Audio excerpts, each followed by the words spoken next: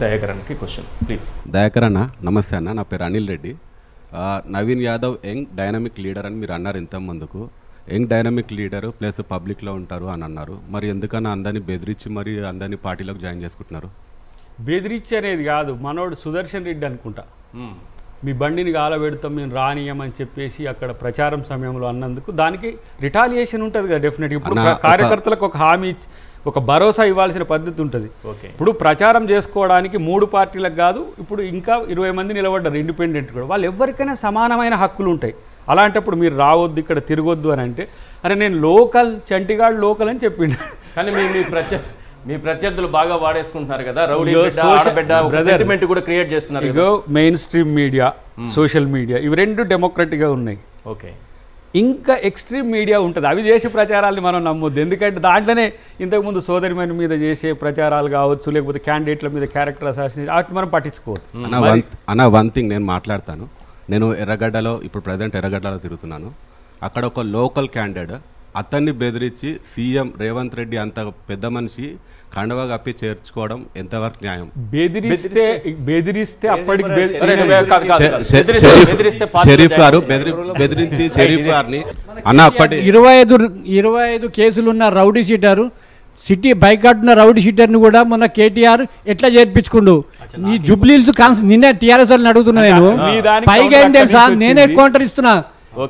Rowdy షీటర్ను చేర్పించుకొని 25 కేసులు, ఒక్క case కాదు 2 కేసులు కాదు, 25 కేసులున్న కేటీఆర్ వారిని ఆహ్వానించి గంట టైం ఇచ్చి రౌడీ షీటర్ని తెచ్చుకుంటూ. ఇదే జూబ్లీహిల్స్ లో ఎంతమంది రౌడీ షీటర్లు ఉన్నారు?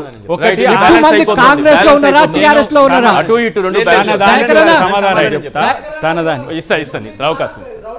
టిఆర్ఎస్ లో ఉన్నారా, కాంగ్రెస్ లో ఉన్నారా? ఎక్కువ మంది రికార్డ్ నవీన్ యాదవ్ ఎవరినైనా ఒక్కరిని బెదిరించినట్టు చూపించమని, నవీన్ యాదవ్ ఒక్కరిని బెదిరించినట్టు చూపించమని నేను రాస్తా.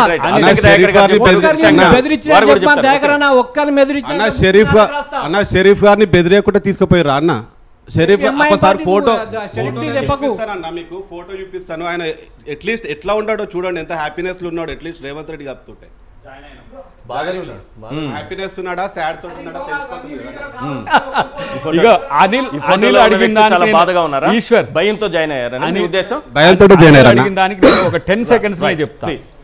బెదిరిస్తే జాయిన్ అయితే ఎన్ని రోజులు పార్టీలో ఉంటారు? ఒక నిమిషం బెదిరిస్తే పార్టీలో జాయిన్ అయితే ఎన్ని రోజులు ఉంటారు?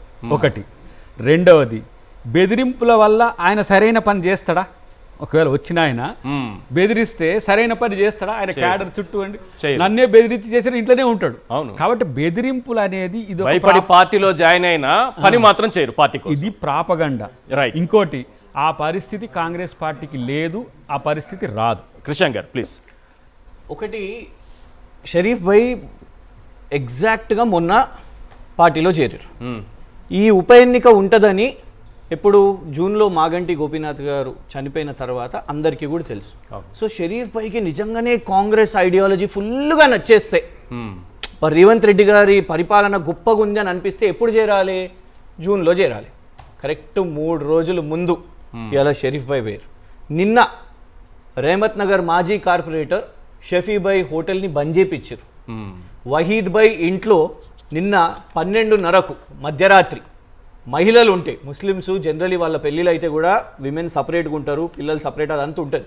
కానీ 12:30కు వహీద్ భాయ్ ఇంటికి పోయి ఆయనను భయపెట్టియడము, వాళ్ళ లేడీస్ అందరు కూడా. అండ్ ముస్లిం ఫ్యామిలీస్ ఎట్లా చాలా జాయింట్ ఫ్యామిలీస్ చాలా మంది ఉంటారు. ఇలా ఎందుకు చేస్తున్నారు ఇవన్నీ కూడా? దొరికినాయా? ఇప్పుడు మర్రి జనార్దన్ రెడ్డి గారి ఇంటి మీద మనం ఇది మాట్లాడుతుంటే సోదాలు చేసిరు. ఏం దొరికినాయి? యూజ్ చేసిన అండర్వేర్లు చూపెట్టిరు ఆయన. నేను అనేది ఏంటంటే, ఇంకొకటి, మీరు వేసిరు మా మీద సల్మాన్ ఖాన్ అనే వ్యక్తిని ఎందుకు తీసుకున్నారు? మరి కాంగ్రెస్ ఎందుకు తీసుకోవాలనే ప్రయత్నం చేసింది? మీరు ఎందుకు తీసుకున్నారని అడుగుతున్నారు. ఎస్, నేను ప్రచారం చేస్తున్నది ఏంటి? ఒక రౌడీ బిడ్డ, ఒక ఆడబిడ్డ సెంటిమెంట్ రాజేస్తున్నారు. మరి రౌడీల్ని మీరు తీసుకుంటున్నారు. రౌడీ షీట్ ఉన్నట్టు ఆ డాక్యుమెంట్ చూపెట్టండి. ఎందుకంటే కోర్టు కొట్టేసిన కేసులను కూడా, ఆయన మీద వేసిన కేసులు కోర్టు కొట్టేసిన తర్వాత కూడా వీళ్ళు ప్రచారం చేస్తారు. ఎందుకంటే వాళ్ళ దగ్గరికి రాలేదు కాబట్టి. ఇలా టార్గెట్, ఒకవైపు ముస్లింలైన షరీఫ్ భాయ్ మీదే మీరు టార్గెట్ చేస్తున్నారు, ఈ మన షఫీ భాయ్, సల్మాన్ ఖాన్ ఇవన్నీ చేస్తున్నారు. మళ్ళా అటే లాస్ట్ రోజు సడన్ గా మీరు వాళ్ళకు టోపీ పైన మీరు మొన్న డ్యామేజ్ కంట్రోల్ అయినా కదా సీఎం గారు లాస్ట్ డే ఇలా టోపీ వేసుకొని ఇలా ఓట్లు అడుగుతున్నారు. మేము అనేది ఏంటంటే, నేను వ్యక్తిగతంగా శ్రీశైలం యాదవ్ గారి గురించి మాట్లాడతలేను, కానీ వాళ్ళ వచ్చే వీడియోస్ మీరు అంటున్నారు కదా, సినీ వర్కర్లనే మాట్లాడదాం, చిత్రపురి సొసైటీ సినీ వర్కర్స్ ఏమంటున్నారండి? ఇలా వాళ్ళు చెప్తున్నారు మమ్మల్ని భయపట్టించి మమ్మల్ని మీటింగ్కి రప్పించారు అన్నది వాస్తవం కాదా? నంబర్ 1. నంబర్ 2, మీరు వెళ్ళి చెక్ చేసుకోండి, వాళ్ళ సినీ కార్మికులు కూడా భయపెట్టి రప్పించారు. ఎస్, ఆ కార్యక్రమం ఛానళ్లలో వచ్చి news channels, main stream channel, నేను ఛానల్ పేరు తీసుకోదలుచుకోలేదు, చిత్రజ్యోతి అనే కార్యక్రమంలో కూర్చున్నారు. ఒకటే లాస్ట్ 5 seconds, నిరుద్యోగ జేఏసీ వాళ్ళు ఒక నామినేషన్ వేసుకున్నారు, విజువల్స్ ఉన్నాయి, FIR అయింది, ఆ యూత్ ని అమ్మాయితో సహా కొట్టింది వాళ్ళ అక్కడ కాంగ్రెస్ నాయకులు. తప్పు కాదా? ఇదా మీ పార్టీ? మరి ఇక రౌడీజం కాకపోతే ఏంటది? రైట్. ఒకటి, సినీ కార్మికుల రోజున ప్రకృతే సాక్షి కదా, వర్షం పడింది.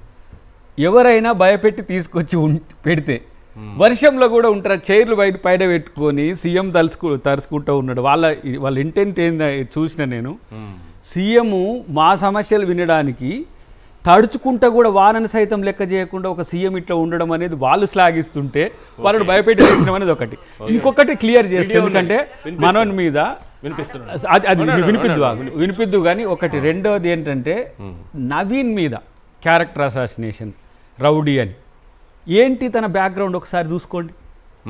ఎన్ని సంవత్సరాల నుంచి రాజకీయాల్లో ఉన్నాడు, ఒక బీసీ బిడ్డ. ఎలా శ్రీశైలం యాదవ్ గారిని కంటిన్యూ చేసినట్టుగా తను గ్రాడ్యుయేట్, ఎడ్యుకేటెడ్, గతంలో కంటెస్టెడ్ కూడా, ఓకే, పార్టీలు ఏవైనా సరే. కానీ ఈరోజు తను పోటీ చేస్తే రౌడీ అనేది గుర్తొచ్చింది. గతంలో ఎందుకు గుర్తు రాలే? గతంలో పోటీ చేసినప్పుడు రాజశేఖర రెడ్డి గారు అన్నారు, వైఎస్ రాజశేఖర రెడ్డి గారు అసెంబ్లీలో నవీన్ కాదు కదా, అంటే ఏంది రైట్ ఉద్దేశం అట్లా అనుకుంటే, I'm sorry to say, Gopinath land grabbing issues 100 చెప్పగలం. మేము అంటున్నామా? చెప్తున్నామా? కాదు. ఇప్పుడు గోపీనాథ్ భార్య విషయంలో, క్యాండిడేట్ విషయంలో వెనక నుంచి మీరు ఏదో చేస్తున్నారు, ఆమె అభ్యర్థిత్వం ఖరారు కాకుండా ఒకటి కుటుంబ సభ్యులను తీసుకొచ్చి కూడా మాట్లాడిస్తున్నారు. ఒక మాట వాళ్ళ ఫ్యామిలీలో అసలు ఇంతవరకు మాకు 2 భార్యలు ఆయనకు అది తెలియదు. ఓకే, ఓన్లీ బికాస్ ఆఫ్ ఈ కంప్లైంట్స్ ద్వారానే తెలియదు. వ్యక్తిగతంగా మీకు తెలియదేమో? వ్యక్తిగతంగా నాకు తెలియదు, పార్టీ పరంగా అదే నేను అంటున్నా. పార్టీ పరంగా కూడా కాంగ్రెస్ పార్టీకి కూడా తెలియదు యాక్చువల్గా చెప్పాలంటే. జూబ్లీహిల్స్ లో ఉండేటోళ్ళకి తెలుస్తుంది, కొంతమంది నియర్ అండ్ డియర్ గా ఉండేటోళ్ళకి తెలుస్తుంది. బట్ ఇక్కడ ఏమంటున్నా అంటే, దాన్ని కూడా మేము పార్టీగా సమర్థించాం. ఇట్లా క్యారెక్టర్ అసాసినేషన్ ఒక మహిళ పట్ల ఉండేది, వాళ్ళ ఫ్యామిలీ ఇష్యూస్ చూస్తున్నారు. దీని వెనక కాంగ్రెస్ పార్టీ లేదు, అది క్లియర్ గా చెప్పండి. ఉండాల్సిన అవసరం కూడా లేదు, ఉండదు కూడా. Right, clear. నేను ఒకటే చెప్తా, నవీన్ మీద చేస్తున్న ప్రచారం ఏదైతే ఉందో ఇది ఉద్దేశపూర్వకంగా ట్రోల్స్ చేస్తూ తన కెరీర్ మొత్తంలో చూడండి, నాట్ ఈవెన్ ఇప్పుడు 35 years 40 ఇది పక్కన పెట్టండి, తన కెరీర్లో నవీన్ మీద ఉన్న ఎలిగేషన్స్ ఏందో ఒకసారి తీయమనండి. ఇట్లాంటి ఒక బీసీ పోటీ చేస్తే ఈ తరహా మీరు ఒక యాదవ్, హైదరాబాద్ అంటే యాదవ్ గౌడ ఇది సమాహారంగా ఉంటుంది, ఇక్కడ ఉన్న బీసీలు ఒక బలం హైదరాబాద్కు. మీరు బీసీ మేము 42% రిజర్వేషన్స్ ఇస్తే మీకు ఇష్టం లేదు, ఓకే, బీసీలకి సీట్ ఇస్తే మీకు ఇష్టం లేదు. ఏడ ఉన్నారు బంద్ రోజు? ఇష్టం లేదు, అందరికి ఇష్టమే కదా. అన్ని పార్టీలు మీరు తీసుకున్న నిర్ణయాన్ని స్వాగతించాయి కదా. ఇప్పుడు బంద్కు బీసీ చేసి ఒక పిలిపించింది. పాయల్ శంకర్ గారిని చూసినా మేము ఉన్నాము, మా పార్టీ ఉన్నది, ఎందుకు కేటీఆర్ హరీష్ రావు గారు లేకపోయినా సరే, హరీష్ గారి తండ్రి ఈ మధ్య దివంగతుడు అయింది సరే, అది ఒక అంశం కావచ్చు. కానీ బిఫోర్ మళ్ళీ తెల్లారే మూసీకి ఒకవైపు ఒక ఆయన పోయింది, హైడ్రాకి ఇంకొక ఆయన ఒకవైపు పోయింది. 1000 crores రూపీస్ భూమిని హైడ్రా తీసుకుంటే దాని మీద చర్చ లేదు.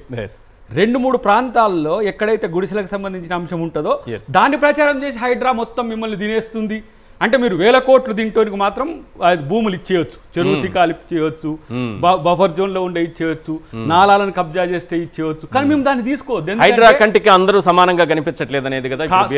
అది మీరు అడిగే రైట్ ఉంది, అది చేయాల్సిన బాధ్యత మాకుంది. Okay, right.